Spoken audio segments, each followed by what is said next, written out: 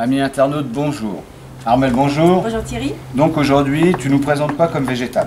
On a eu un coup de cœur pour deux œillets, deux variétés d'œillets. Lesquels? Donc l'œillet milliardise, avec ses jolies fleurs roses. C'est vrai que c'est très joli. Hein. Bon, ça existe en d'autres couleurs, hein. Il y a blanc.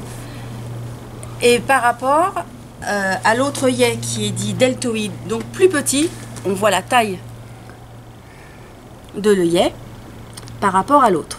Voilà. Alors le principe du semis, que ce soit pour le milliardise ou pour le deltoïde, c'est le même. Hein. On prend une terrine avec les graines que nous avons récoltées. On a attendu que la floraison se fane et puis nous avons récolté nos graines. Vous voyez, c'est vraiment très petit. Donc si vous faites le semis à l'extérieur, comme nous allons le faire... Attention au vent. Attention au vent, donc qu'est-ce que tu vas faire, Armelle, au préalable? Alors la terrine, enfin, le contenant qui est vraiment au préalablement troué hein, pour l'écoulement d'eau, on l'a arrosé. Comme ça va permettre à la graine d'adhérer directement dès la fin du semis. Donc le semis tout basique, on va la mettre dans la bonne main. En plus c'est très fin, donc il ne faut pas qu'il y ait de vent. Voilà. Et ensuite, on fait tomber toutes ces graines. Alors, j'ai pas pris de précaution hein, parce que elles vont lever tout un petit peu groupées comme dans les différentes caisses que nous avons là. Et après, ça sera le travail du repiquage qui sera plus important. De ce que nous allons voir. Donc là, le semis est fait. On prend un petit peu de terreau. Alors, comme les graines sont très fines, on va recouvrir, mais très légèrement. Donc, alors, oui, il faut quand même que dans la le plante, cas, voilà, là on travaille avoir... dans le cas où on a très peu d'outils. Hein. Et puis même, j'ai même trouvé une astuce. On doit bien faire adhérer la graine à la terre. Donc là, j'ai pris la pelle. Voilà. Comme quoi, tout peut servir. D'accord. Donc à chaque fois, on le répète, hein, on recouvre d'une fois et demie l'épaisseur de la graine. Hein, donc voilà. C'est vraiment très peu. Alors il faut bien sûr quand même réarroser. Alors là, je conseille plutôt de ne pas prendre un arrosoir parce que ça aurait tendance à faire des gros trous. Oui, au moment où l'eau tombe, voilà, parce que la graine est vraiment très fine. Voilà. Alors peut-être un brumisateur. Si vous avez un brumisateur chez vous, ça serait quand même mieux. Donc là, la terrine est prête. Alors, elle va lever en combien de temps? Ça va... Là, pour arriver à un produit comme celui-ci, bon, celui-ci a bien au moins un mois. Hein. Plus que ça, il doit bien avoir 2 mois, celui-ci. 2 mois? Oui. L'autre, c'est pareil, il a un bon développement, il doit bien avoir 2 mois. Là, c'est pareil, on le redit, toutes les graines ne lèvent pas en même temps. Voilà, on voit, hein, celle-ci, si celle-ci a 2 mois, les grandes ont 2 mois, celle-ci est loin d'avoir 2 mois. Hein.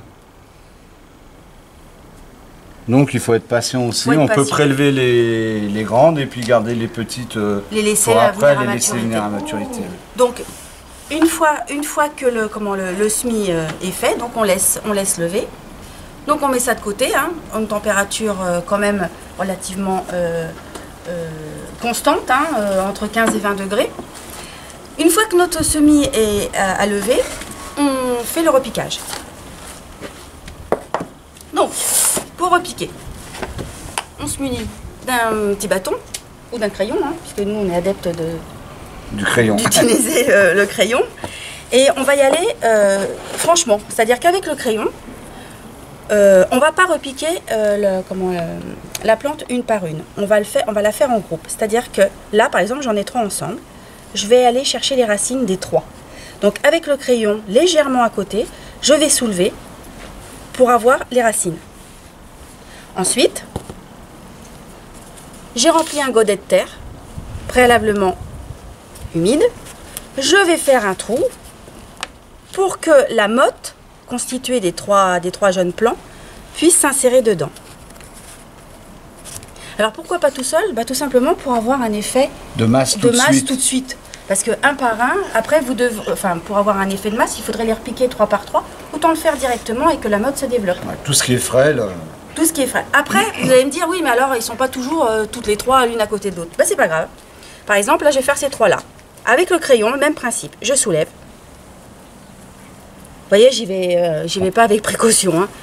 Hop, du moment que je ne casse pas les racines, parce que sans les racines, ma plante, elle ne peut plus pousser.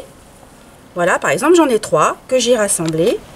On voit bien le système racinaire. Je te fais le petit Pareil, trou. le trou, il est préalablement fait. Hop, j'insère les racines et je borne. Donc borner, c'est toujours bien resserrer les racines avec la terre. Donc ça, c'est pour l'œillet mignardise. Pour l'œillet deltoïde, exactement le même principe. Je prends ma terrine. Donc là, on a vu qu'il y a de quoi faire. Et puis, bah, Thierry est parti me chercher des pots. Il y a un petit intermède, il y a une pub. Et on va faire le même principe, c'est-à-dire que je vais, avec le crayon, aller prélever les racines. Alors là, il ne faut pas avoir peur. Bien sûr que vous allez en laisser un peu sur le tapis, hein, parce que vous n'allez pas pouvoir faire des mottes nettes. C'est pas grave, hein, vu le nombre qu'il y a. Vous voyez, ça y est. Et quand on aime, on s'aime beaucoup. Hein. Voilà, exactement. Donc, voilà la motte. Hop, je l'ai insérée dans le contenant. On va refaire un petit essai. Un petit essai. Donc là, moi, ce que je fais, c'est que je prédéfinis déjà la petite touffe. Ensuite, je veux qu'elle soit importante. Je soulève avec le crayon.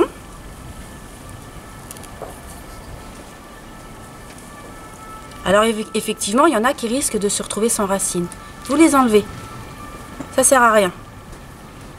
Voilà. Et ensuite, voilà. Il n'y a plus qu'à arroser. Il n'y a plus qu'à arroser. Et là, on voit très nettement la différence de feuillage entre l'œillet deltoïde et l'œillet mignardise. Alors, celui-ci, qui est l'œillet deltoïde, il est très très bien en rocaille. Surtout dans les vieilles auges en pierre, on en voit souvent en Bretagne ou en Auvergne. Il a tendance à vraiment se coucher, c'est pour ça qu'on l'appelle l'œillet couché en fait. Il retombe. Celui-ci, il a un port beaucoup plus droit. Bon, celui-là, il a un petit coup de chaud, hein, mais il se redresse un petit peu plus. Voilà, donc voilà nos deux coups de cœur. Ce sont des plantes hyper faciles à réaliser. Gratuite parce que si on a un endroit où on a juste à récupérer les graines. Oui. Et puis ça résiste relativement bien à la sécheresse. Ça, c'est quand même aussi oui, parce qu'avec le réchauffement climatique, il va falloir qu'on s'adapte à... Et si vous avez la patience de le nettoyer, c'est-à-dire enlever les fleurs fanées, eh bien, il peut avoir jusqu'à 2 ou 3 floraisons dans l'année. D'accord, et ça fleurit à partir de... ça dépend du climat. Du climat. Là, on peut dire que mi-mai, on pouvait déjà en avoir. Et ça peut rester comme ça jusqu'au mois de septembre. C'est excellent. Tout dépend si nos amis leur apportent un soin attentif, à les nettoyer, etc. Si, mais je pense que oui. Ouais. Parce que quand on se lance dans ce genre de choses... Quand on y goûte. Quand on y goûte après, c'est dur de laisser les produits qu'on a vu naître dépérir. Voilà. Voilà. Puis même le rouge est vraiment pétant, quoi. Et ben voilà, amis internautes, vous savez faire des semis d'œillets. On vous retrouve pour une prochaine vidéo. Merci, au revoir.